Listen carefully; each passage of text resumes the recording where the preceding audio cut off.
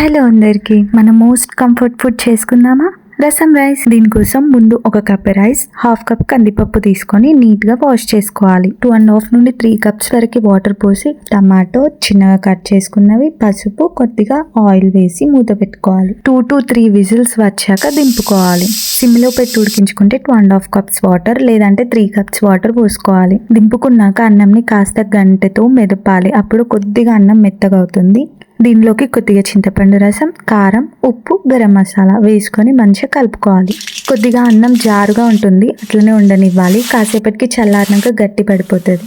ఇప్పుడు కడాయిలో నూనె పోసి ఆవాలు, జీలకర్ర, వెల్లుల్లి, అల్లం ముక్కలు, కరివేపాకు, కొద్దిగా ఇంగువ లేదా మెంతి పొడి, పచ్చిమిర్చి, ఉల్లిగడ్డ ముక్కలు, ఎండుమిర్చి ఇవన్నీ మంచిగా వేగిన తర్వాత అన్నంలోకి కలుపుకోవాలి. దీనిలోకి కొద్దిగా నెయ్యి, సన్నగా తరిగిన కొత్తిమీరాకు వేసుకుంటే మన రసం అన్నం ready. And one more tip, ఒక పాపడ్ వేయించుకొని దీనికి కాంబినేషన్ గా పెట్టుకొని తింటే సూపర్ గా ఉంటుంది టేస్ట్. రసం అన్నం విత్ పాపడ్ కాంబినేషన్.